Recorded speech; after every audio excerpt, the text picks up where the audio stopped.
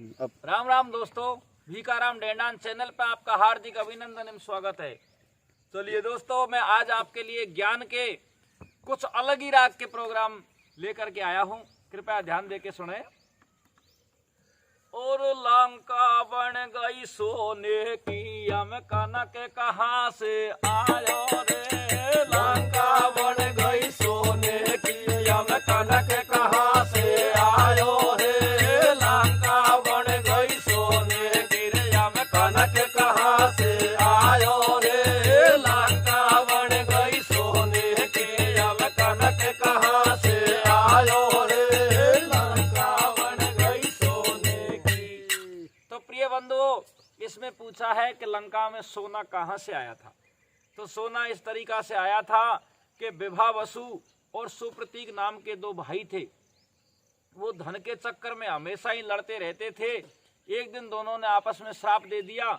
एक गज बन गया और दूसरा काचुआ बन गया। इधर को गरुड़ को भूख सताती है और गज और काचुए को दोनों को उठा करके पंजे में लेकर के और उड़ जाता है।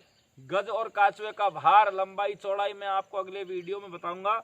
लेकर के उड़ जाता है। गरुड़ को कहीं बैठने को जगह नहीं मिलती है, तो एक जामुन की शाखा पे जाके बैठता है। तो जामुन की शाखा पे जैसे बैठता है तो गज कच्छप के भार से, खग के भार से वो शाखा भी टूटने लगती है। और जैसे ही गरुड़ का ध्यान नीचे की तरफ पड़ता है तो वो शाखा के 60,000 बाल खिल्ली ऋषि लिपट रहे थे। तो उनको चोंच में लेकर के और एक निर्जन स्थान पर जाकर के जो लंका बनी हुई थी वो टापू में रख करके खाता है और उनकी हड्डियों के ऊपर वो जामुन की शाखा को रख देता है। वहाँ 60,000 बाल खिल ऋषि भक्ति करते हैं और उनके तप से जो काचवार गज की हड्डी थी वो सोने में परिवर्तित हो जाती हैं और वो सोना उन्हीं का बनता है। अगला प्रसंग क्या है।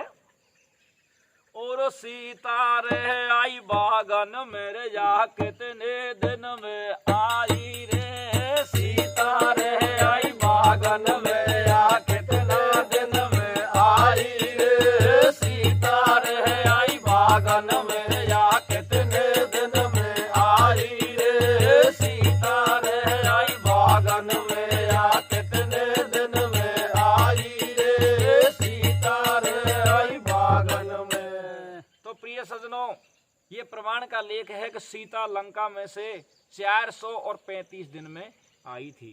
तो अगला प्रसंग किस तरीका से है। और दो दो भ्याव रचा लिया, फिर भी हाथन मंडा से क्या रे। दो दो भ्याव रचा लिया, फिर भी हाथन मंडा से क्या रे। दो दो भ्याव रचा लिया, फिर भी हाथन मंडा से क्या रे। दो दो भ्याव रचा लिया, फिर भी हाथन मंडा से क्या रे। दो दो भ्याव रचा लिया। देखो सजनों, इसमें कवि पूछता है कि दो दो शादी हो गई फिर भी पति को हाथन से रोटी करनी पड़ी। ये कथा सुनी होगी आपने, अमरदीप का प्रसंग है। तो आगे प्रसंग किस तरीका से है। कैसे भैया। और लंकापति से पहला सीता कौन पुरुष ले भाग्यो रे। लंकापति से पहला सीता कौन पुरुष ले भाग्यो रे। लंकापति से पहला सीता कौन पुरुष ले भाग्यो रे। लंकापति से पहला सीता कौन पुरुष ले भाग्यो रे। इस तरीका से रामचरितमानस में भी लेख मिलता है कि लंकापति रावण से जगजननी माता सीता का हरण किसने किया था। तो चलिए दोस्तों, रामचरितमानस में इसका नाम बताया है। विराट नाम का एक राक्षस था जिसने माता सीता का हरण कर लिया था। अब अगला प्रसंग है।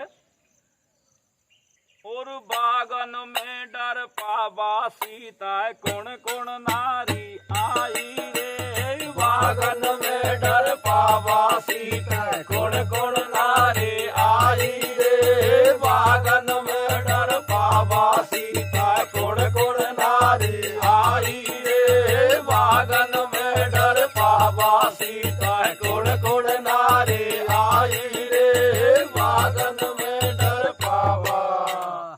कि माता सीता का जब हरण लंकापति रावण करता है, अशोक वाटिका में ले जा करके बिठा देता है। तो नित्य प्रतिदिन त्रिजटा नाम की राक्षसी का तो फेरा रहता था और रात्रि में निशाचरों की माया ज्यादा बढ़ जाती है और इसमें यही पूछा है कि कौन कौन सी नारी माता सीता को डर पाने के लिए आई। तो जिसमें कई प्रमाणों में लेख मिलता है कि एक विकटा नाम की राक्षसी थी, दूसरी विंता नाम की राक्षसी थी, तीसरी प्रगसा नाम की राक्षसी थी, चौथी चंदोदरी, पांचवी अजयमुखी और छठी सूपनका और सातवीं तो ये त्रिजटा थी। तो अगला प्रसंग किस तरीका से है सजनों, बता दो भैया।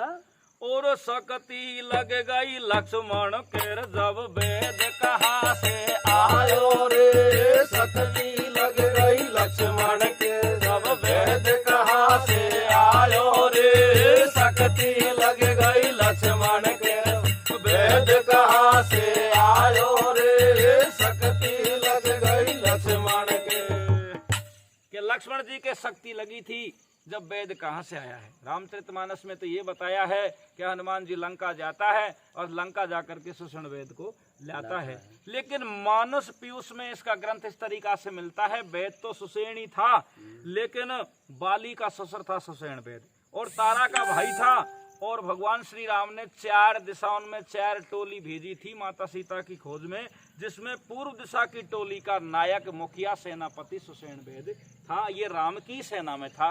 ये मानस पीयूष का लेख है। तो अगला लेख किस तरीका से है, और 10 कंदर ने लात देर जब घर से कौन निकालो रे, 10 कंदर ने लात देर जब घर से कौन निकालो रे, 10 कंदर ने लात देर घर से कौन निकालो रे, 10 कंदर ने लात देर जब घर से कौन निकालो रे, 10 कंदर के 10 कंदर ने लात दे जब घर से कौन निकालो। तो सारी पब्लिक ज्यादा जानती है कि विभीषण को 10 कंदर ने लात दे के निकाला था, लेकिन विभीषण के अलावा और कौन निकाला था, वो था एक सुक नाम का दूत रावण का था। ये राम की सेना में जाता है और राम की सेना में जब पकड़ा जाता है तो सारी सेना का वर्णन जाकर के लंकापति रावण के सामने करता है कि महाराज राम की सेना इतनी दयालु है और वो परम हितैषी भी है और हमेशा हमेशा शरणागत को कभी भी बिसराते नहीं है, आप उनकी शरण में चली जाइए। जब सुक नाम का राक्षस है जो लंकापति रावण के सामने जाके उनका वर्णन करता है, बढ़ाई करता है, तो लंकापति रावण को गुस्सा आ जाता है और वो सुक नाम के दूत को भी धक्का देके लात देके और लंका से निकाल देता है। अब मैं आपको एक सुड्डा, एक ढांचा, एक कन्हैया, क्या है राग, इसको मैं नहीं जानता हूँ कि वो छांटा गीत हैं या धौड़े हैं, उनको एक और सुनाता हूँ किस तरीका के हैं।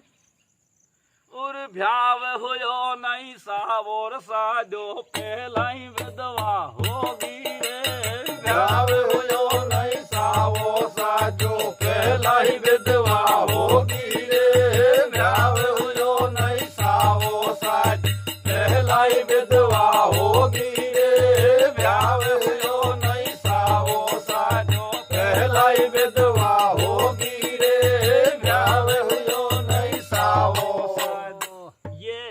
महाभारत का लेख है जिसमें ज्यादा नहीं बढ़ाऊंगा, मैं शॉर्ट में नाम बता दूंगा कि पाताल लोक में जो नाग की कन्या थी एलमदे, उसको वरदान मिला हुआ था, पार्वती ने दिया था कि इसने बासे फूल पार्वती पे चढ़ाए, तो पार्वती ने ये कह दिया कि तुझे पति तो मिलेगा लेकिन मरा हुआ मिलेगा। इधर को भीम है